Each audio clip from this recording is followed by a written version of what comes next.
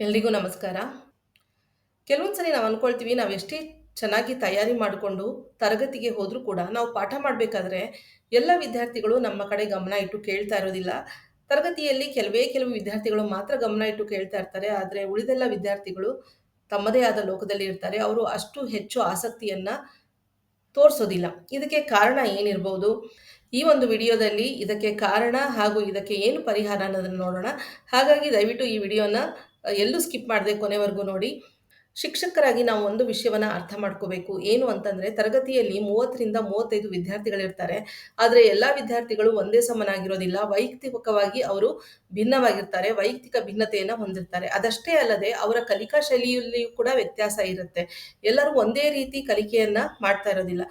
ಹಾಗಾಗಿ ಎಲ್ಲೋ ಅವರ ಕಲಿಕಾ ಶೈಲಿ ನಮ್ಮ ಒಂದು ಬೋಧನಾ ಶೈಲಿಗೆ ಹೊಂದಾಣಿಕೆ ಆಗದೆ ಇದ್ದಾಗ ಏನಾಗುತ್ತೆ, ಅವರಲ್ಲಿ ಆಸಕ್ತಿ ಕಳೆದೋಗ್ಬಿಡುತ್ತೆ.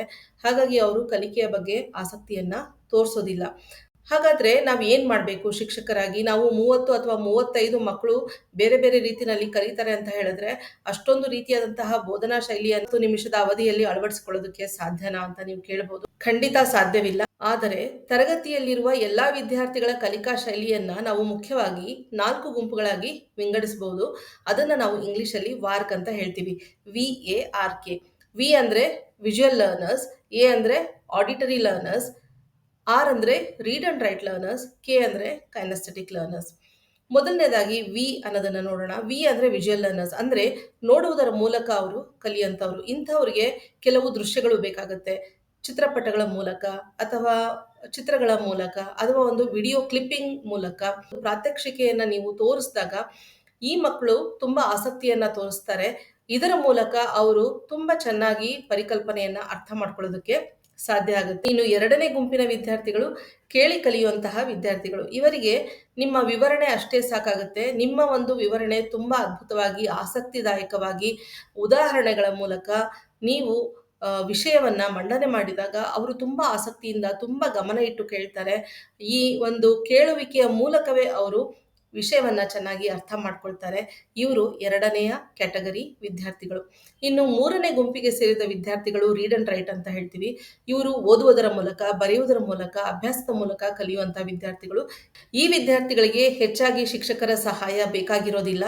ಈ ವಿದ್ಯಾರ್ಥಿಗಳಿಗೆ ನೀವೇನಾದರೂ ಪಠ್ಯವನ್ನ ಓದಿ ವಿವರಣೆಯನ್ನ ಕೊಡಿ ಅಂತ ಹೇಳಿದ್ರೆ, ಅವರು ಪಠ್ಯಪುಸ್ತಕವನ್ನ ಓದಿ ತುಂಬಾ ಚೆನ್ನಾಗಿ ವಿವರಣೆಯನ್ನ ಕೊಡುವಂತಹ ಸಾಮರ್ಥ್ಯವನ್ನ ಈ ವಿದ್ಯಾರ್ಥಿಗಳು ಹೊಂದಿರ್ತಾರೆ. ಹಾಗೆ ನೀವು ಯಾವ್ದಾದ್ರು ಒಂದು ಅಭ್ಯಾಸದ ಹಾಳೆಯನ್ನ ಕೊಟ್ರೆ ಇವರು ತುಂಬಾ ಇಷ್ಟಪಡ್ತಾರೆ. ಅದನ್ನ ಕೂತ್ಕೊಂಡು ಸಾಲ್ವ್ ಮಾಡ್ತಾರೆ. ಅದನ್ನ ಅಭ್ಯಾಸವನ್ನ ಮಾಡುವುದರ ಮೂಲಕ ಇವರು ಕಲಿತಾರೆ. ಇವರು ತುಂಬಾ ಒಂದು ಬುದ್ಧಿವಂತ ವಿದ್ಯಾರ್ಥಿಗಳಾಗಿರ್ತಾರೆ.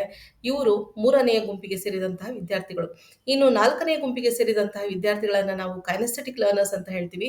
ಇವರನ್ನ ತರಗತಿನಲ್ಲಿ ಗುರುತಿಸೋದು ತುಂಬಾ ಸುಲಭ. ಯಾಕಂದ್ರೆ ಈ ವಿದ್ಯಾರ್ಥಿಗಳು ಒಂದು ಕಡೆ ಕೂತ್ಕೊಳ್ಳುವಂತಹ ವಿದ್ಯಾರ್ಥಿಗಳಲ್ಲ, ಇವರು ಮಾಡುತ್ತಾ ಕಲಿಯುವಂತಹ ವಿದ್ಯಾರ್ಥಿಗಳು. ಇವರು ಆಗಾಗ್ಗೆ ಶಿಕ್ಷಕರಿಗೆ ಹೊರಗಡೆ ಹೋಗೋದಕ್ಕೆ ಅನುಮತಿಯನ್ನ ಕೇಳ್ತಾ ಇರ್ತಾರೆ. ತರಗತಿಯನ್ನ ಡಿಸ್ಟರ್ಬ್ ಮಾಡ್ತಾ ಇರ್ತಾರೆ, ಓಡಾಡ್ತಾ ಇರ್ತಾರೆ ತರಗತಿನಲ್ಲಿ. ಈ ಮಕ್ಕಳು ಕೈನೆಸ್ಥೆಟಿಕ್ ಲರ್ನರ್ಸ್. ಹಾಗಾಗಿ ಇಂಥ ಮಕ್ಕಳಿಗೆ ನೀವೇನಾದ್ರೂ ಒಂದು ಚಟುವಟಿಕೆಯನ್ನ ಪ್ಲಾನ್ ಮಾಡಿದ್ರೆ, ಯಾವ್ದಾದ್ರು ಒಂದು ಎಕ್ಸ್ಪರಿಮೆಂಟ್ ಅನ್ನ ನೀವು ಮಾಡ್ಲಿಕ್ಕೆ ಹೇಳಿದ್ರೆ ತುಂಬಾ ಆಸಕ್ತಿದಾಯಕವಾಗಿ ಈ ವಿದ್ಯಾರ್ಥಿಗಳು ಅದನ್ನ ಮಾಡ್ತಾರೆ. ಚಟುವಟಿಕೆಯಲ್ಲಿ ತುಂಬಾ ಆಸಕ್ತಿದಾಯಕವಾಗಿ ಪಾಲ್ಗೊಳ್ತಾರೆ. ಅದರ ಮೂಲಕ ಇವರು ತುಂಬಾ ಪರಿಣಾಮಕಾರಿಯಾಗಿ ಕಲಿತಾರೆ. ಹಾಗಾಗಿ ಶಿಕ್ಷಕರೇ, ನಮ್ಮ ಒಂದು ಬೋಧನೆಯಲ್ಲಿ ಈ 4 ಅಂಶಗಳನ್ನ ನಾವು ಅಳವಡಿಸಿಕೊಂಡರೆ ನಾವು ತುಂಬಾ ಪರಿಣಾಮಕಾರಿಯಾಗಿ ಬೋಧನೆಯನ್ನ ಮಾಡಬಹುದು. ಹಾಗೇನೆ ಎಲ್ಲ ವಿದ್ಯಾರ್ಥಿಗಳ ಅಗತ್ಯತೆಗಳನ್ನ ಕೂಡ ನಾವು ಪೂರೈಸೋದಕ್ಕೆ ಸಾಧ್ಯವಾಗುತ್ತೆ. ಈಗ ನೀವು ಒಂದು ಪ್ರಶ್ನೆಯನ್ನ ಮಾಡಬಹುದು, ನಮಗೆ ಸಿಗುವಂತಹ ಅಲ್ಪ ಅವಧಿಯಲ್ಲಿ ನಾವು ಎಲ್ಲಾ ಅಂಶಗಳನ್ನ ಯಾವ ರೀತಿ ಅಳವಡಿಸಿಕೊಳ್ಳೋದಕ್ಕೆ ಆಗತ್ತೆ? ಸಮಯದ ಅಭಾವ ಇರೋದ್ರಿಂದ ಈ ರೀತಿ ಮಾಡ್ಲಿಕ್ಕೆ ಆಗೋದಿಲ್ಲ ಅಂತ. ಆದರೆ ನೀವು ಪಾಠ ಮಾಡುವಂತಹ ಪರಿಕಲ್ಪನೆಯಲ್ಲಿ ನೀವು ಎಲ್ಲಾ ಅಂಶಗಳನ್ನ ಅಳವಡಿಸಿಕೊಳ್ಳೋದಕ್ಕೆ ಸಾಧ್ಯ ಆಗದೇ ಇದ್ರೂನು, ಎಲ್ಲಿ ಸಾಧ್ಯನೋ ಅಲ್ಲಿ 4 ಅಂಶಗಳನ್ನ ಗಮನದಲ್ಲಿ ಇಟ್ಟುಕೊಂಡು ನಿಮ್ಮ ಬೋಧನೆಯನ್ನ ಪ್ಲಾನ್ ಮಾಡ್ಕೊಳ್ಳಿ. ಇದರಿಂದ ನೀವು ತುಂಬಾ ಪರಿಣಾಮಕಾರಿಯಾಗಿ ಬೋಧನೆಯನ್ನ ಮಾಡಬಹುದು. 4 ಆಗಿಲ್ಲ ಅಂದ್ರೂ ಅಟ್ಲೀಸ್ಟ್ ಒಂದು 2 ಅಥವಾ 3 ಅಂಶಗಳನ್ನಾದ್ರೂ ನಿಮ್ಮ ಬೋಧನೆಯಲ್ಲಿ ಅಳವಡಿಸಿಕೊಳ್ಳಿ. ಈ ವಿಡಿಯೋದಿಂದ ನೀವೇನಾದ್ರೂ ಕಲ್ತಿದ್ರೆ, ನಿಮ್ಗೇನಾದ್ರೂ ಪ್ರಯೋಜನ ಆಗಿದ್ರೆ ದಯವಿಟ್ಟು ಕಮೆಂಟ್ ಬಾಕ್ಸ್ ಅಲ್ಲಿ ಮೆನ್ಷನ್ ಮಾಡಿ. ಹಾಗೆ ನಿಮ್ಮ ಒಂದು ಫೀಡ್ಬ್ಯಾಕ್ ನ ಕೊಡಿ. ಇದು ನನಗೆ ತುಂಬಾ ಇಂಪಾರ್ಟೆಂಟ್ ಆಗುತ್ತೆ. ನನಗೂ ಕೂಡ ಇದು ಒಂದು ರೀತಿಯಾದಂತಹ ಒಂದು ಮೋಟಿವೇಶನ್ ಕೊಡುತ್ತೆ, ಇನ್ಸ್ಪೈರ್ ಮಾಡುತ್ತೆ ಹೀಗೆ ಹೆಚ್ಚು ವಿಡಿಯೋಗಳನ್ನ ಮಾಡ್ಲಿಕ್ಕೆ. ಹಾಗೆ ಈ ವಿಡಿಯೋ ನಿಮ್ಗೆ ಏನಾದ್ರೂ ಇಷ್ಟ ಆಗಿದ್ರೆ ದಯವಿಟ್ಟು ಲೈಕ್ ಮಾಡಿ, ಶೇರ್ ಮಾಡಿ, ಹಾಗೆ ಚಾನಲ್ನ ಸಬ್ಸ್ಕ್ರೈಬ್ ಮಾಡಿ.